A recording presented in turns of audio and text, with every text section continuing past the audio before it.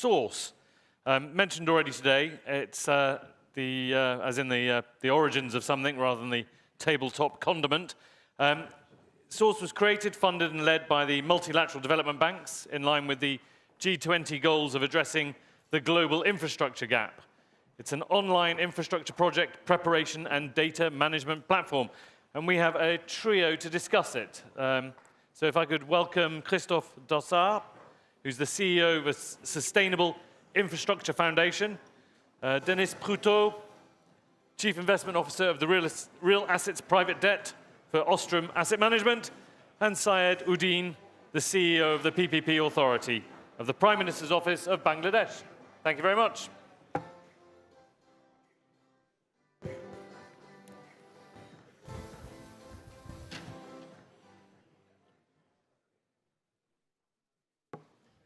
Good afternoon. So I'm going to try to make it dynamic, because we don't want everyone to leave, and there's another panel after. So basically, we talked about infrastructure finance, and what we're going to talk on this panel is about project preparation. Basically, how to make sure that projects get financed. As it was mentioned, we said that Source is an online project preparation platform. So basically, you can picture SharePoint or Salesforce.com, but specifically for project preparation.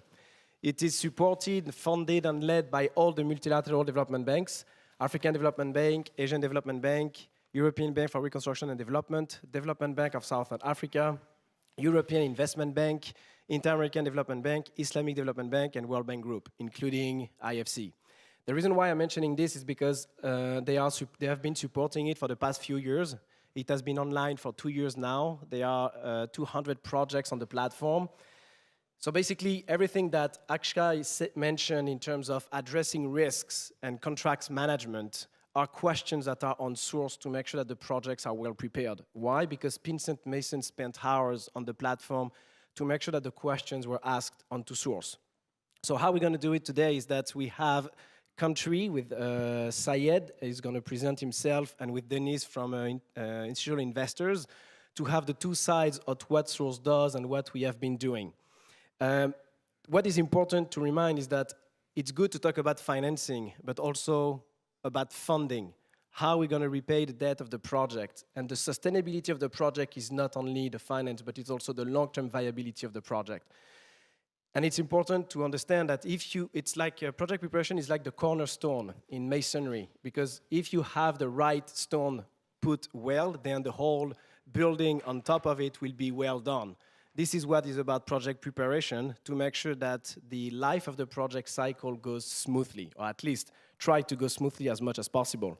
So in order to continue on that, I will let Syed to present himself. Good afternoon, and lovely to be here. I'm Syed Uddin. I'm the CEO of the PPP Authority, Prime Minister's Office in Bangladesh. The PPP Authority is a new organization established as a PPP office in 2012 and became the authority in 2015 after the law was passed. We're the key regulators for PPPs, but I think at this stage we're acting on I think more of a positive and facilitative role in terms of building the PPP space in Bangladesh. Thank you. And Denis? Good evening, delighted to be here. So my name is Denis Proutot. I am the Chief Investment Officer on private debt on real assets at Ostrom Asset Management. Ostrom sounds like a brand new name. It is actually a brand new name. We were known before as Natixis Asset Management. Ostrom manages around 320 billion euros, mostly in fixed income, out of which a portion of that is invested into private debt on real assets. So infrastructure, real estate, and aircraft finance.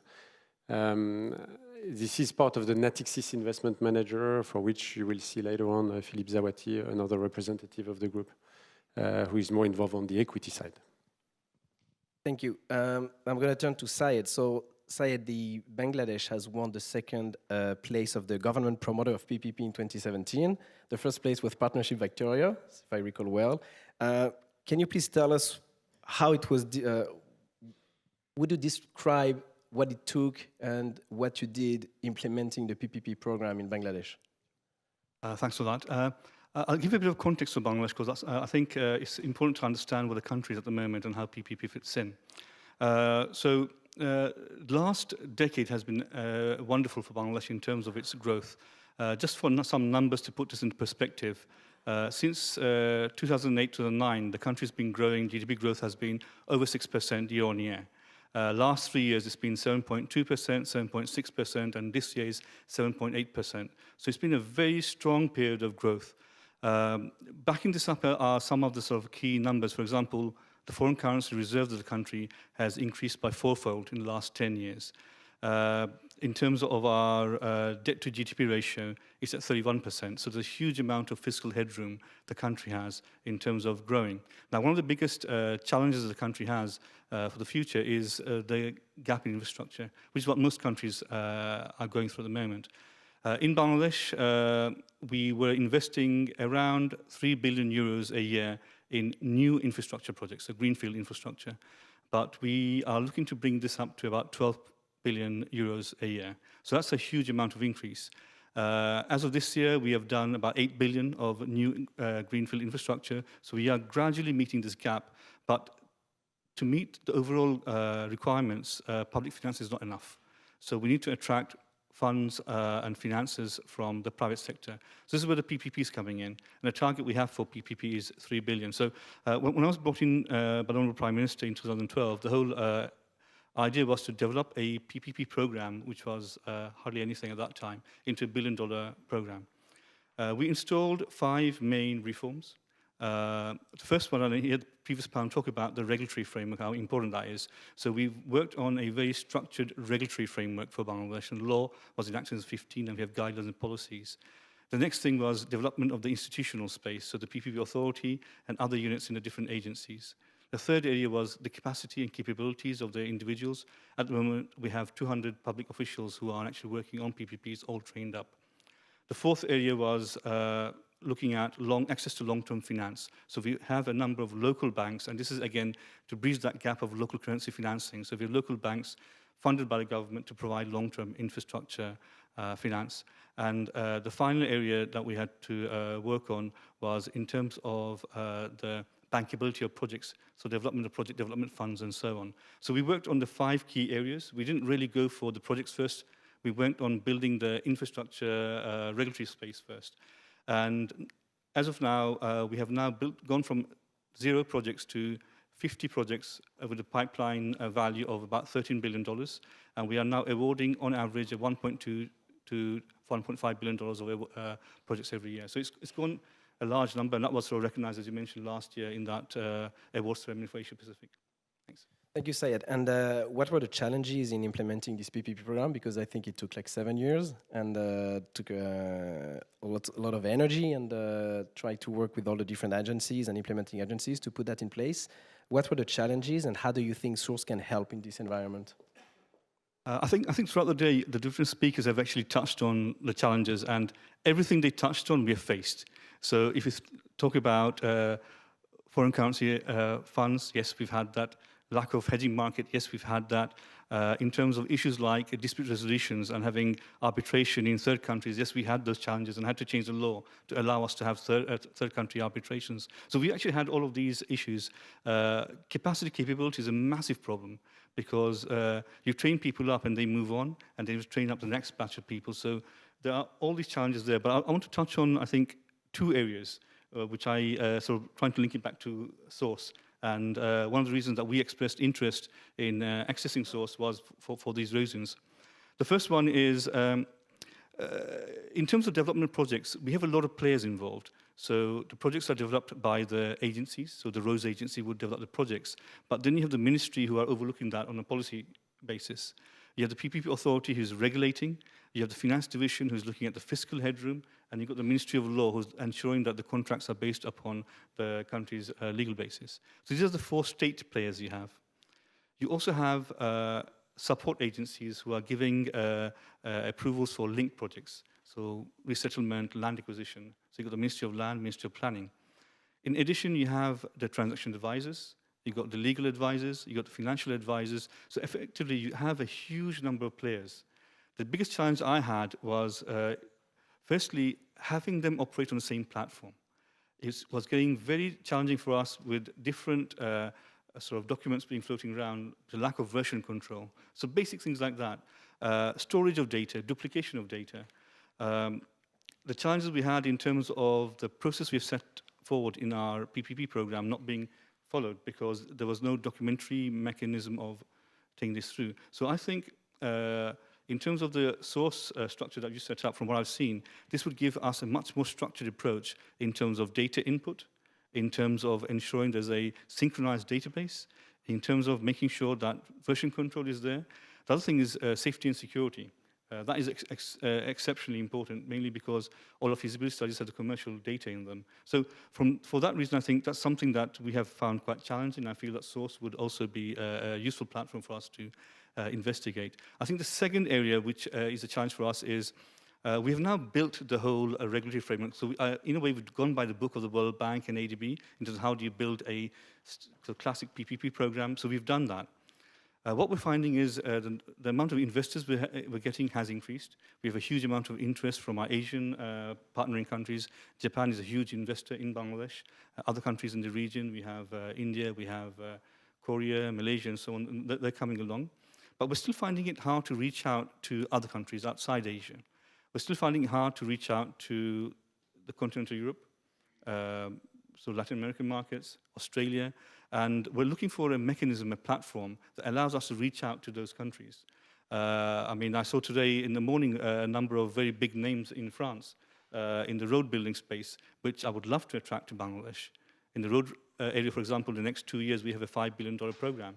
Already sort of feasibility is done. So I think that's the other area that I hope that we can use Source in order to meet our challenge, which is to reach out to a wider group or network of sponsors and investors. Thanks. Thank you, Syed. And this is actually one thing that we got from Bouygues and Vinci, Aegis, and Eiffage that have been working on this platform, and what questions should also be asked to make sure that when they evaluate a project, they are basically looking the data that they need in order to take a decision. And it's also a good thing that we have seen with different countries that have used also the platform is that they can identify the gaps that they have when they are preparing their projects. They might have a vision of doing a PPP at the beginning, but by going through the question, their vision of the project has changed because they realized that doing a PPP for this particular project was more difficult than expected. Which actually brings me to this online guidance that it's basically Source is providing. And I would like to turn to Dennis. Dennis, you have been working with Ostrom on an initiative called the Investors Leadership Network that was launched during the G7 this year with Canada. And it's about providing fellowship or fellows that will be selected in different countries, in emerging countries, in order to be trained on what institutional investors would like to see in terms of infrastructure. Would you like to talk about that, please? Yes, Christophe. There is a long way probably between what Syed's project are about and what we as an investor are ready to invest. And as a modest step, and that's one of the reasons why Natixis Investment Managers got involved in the first place, was effectively to contribute as an investor to this, I would say, multi-investor initiative. 11 of us gathered together under the leadership of Caisse des dépôts et placements du Québec and Ontario Teachers, together with nine others. We effectively worked together with CIF to set up basically, in one word or one sentence, would be a best standard approach and a networking approach. What I mean by best standards is effectively trigger the development of a better standards for infrastructure projects. Create a network that could be actually, you're talking about silos in between ministers, but could be inside the countries themselves, depending on how they work, but also, and more importantly, between the countries and investors. And to reach something which is very important for us as an investors, that's where we reach, I would say, our long-term interest, which is effectively to make this project more bankable, more financeable. Our job then, and that's where Source comes to the play, because Source will be a bit of a backbone to this internal fellowship program. What is it? It's really a 6-week training, which is going to be carried out at York University in Toronto, followed by internship with the 11 investors. They will welcome these fellows. So for the first promotion, I think we'll have something like 20 fellows. They're pretty high-level individuals coming from more public institutions in developing countries. And the idea is very much to train them, have them exchange, have them create a network, and exchange best practice. So the bottom line is basically using source as well as the backbone for the academic background, but you also use SIVs for the selection of candidates, which is also very important, and accompanying afterwards being as a useful tool, as you mentioned, when they go back to their respective country to use it properly. Thank you. And this is the what we have been working also with this, those 11 investors is looking at the governance. So project preparation is important, yes, but the governance aspect is also very important. Not only the governance in the government, but also the governance of the project, to look at the different processes and how they are being followed and how they are being approved. So this is something that has to be implemented. What we've been told a lot with Source, and there are 44 countries that are using Source. We've been told that yes, but some countries are actually using it, but how do you ensure the quality of the answers? Because someone could basically go onto Source, answer all the questions, and say that, look, we have a bankable project or investable project. So the quality of the answers is very important. So there are different ways that we looked at it. We have developed different features. For example, consistency check. For example, there will be a question on how the government see PPP. Do you have a team or transaction advisory team in order to do the PPP? And if they say no, and if they say that they are doing a DBOM or a DBFOM, then there will be something inconsistent. Is that they don't have the technical expertise internally to basically prepare the project, but they don't have also transaction advisors. And as we have said before, MIGA was basically saying that they have a facility in order to make a project bankable, but they need expertise, and you're going to need someone to look at the data, someone that will be able to say, this is a good project, those are the answers that I need, this has been validated, this has been looked at. So we have to be careful not to look at Source like artificial intelligence, because we are not there yet, but something that supports the project team, transaction advisors, to make sure that the projects are well prepared. So this is where I'm going to turn again to Syed, because he has been aware of another feature that we have developed, and everything that we develop on the platform is vetted by the development banks and is coming from the pilots that we are doing everywhere. And one of them is to enable governments, when they prepare a project, where they can get help. Project preparation facilities, for example, MIGA, PIAF, IFC, or other PPFEs that are in development banks. So what do you think about that features, and how do you think that could help Bangladesh or your PPP program to access that information? I think for emerging markets, when you think about PPPs, you think about what are they coming from. Now, traditionally, emerging markets have been using public finances for investment, infrastructure development purposes. When using public finances, you don't think about bankability. You think about more about technical side of the feasibility. So it's actually the detailed feasibility study is more technically focused, whether the geological, hydrographical, and so on, the scope of the project. But commercial, legal, financial are issues that don't enter the psyche of the officials who are doing the feasibility studies. So when you're moving over to PPP, suddenly there's a whole new universe that people have not been used to, that they have not actually worked on, and so they don't appreciate the importance of that. And I think that's where the biggest gap most emerging markets are in terms of when they're shifting from public finance-based procurements to a PPP-based procurement. The other shock that most people get, and actually the shock was that when I actually raised this, was when they look at the numbers, the cost of doing those feasibility studies by using all of these people.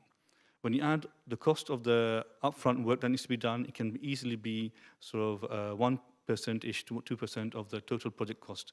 That is a huge amount of sort of funds that need to be allocated for the government. So I think this is where the use of a project preparation facility comes in, because it gives access to a sum of money that's sitting there that can be used for projects. So I was lucky in Bangladesh that I inherited a technical assistance finance fund, about $12 million, and that allowed us to invest in projects on feasibility studies and then recycle those going forward. But for a sort of $12 billion PP program I have, $12 million is not a lot of money. You can actually easily run out of those projects, some money within a few projects. So this is where, in my case, I had to go hunting to ADB, to the World Bank and IFC and Islamic Development Bank and so JICA and other entities to try and look for further funds to supplement what I had.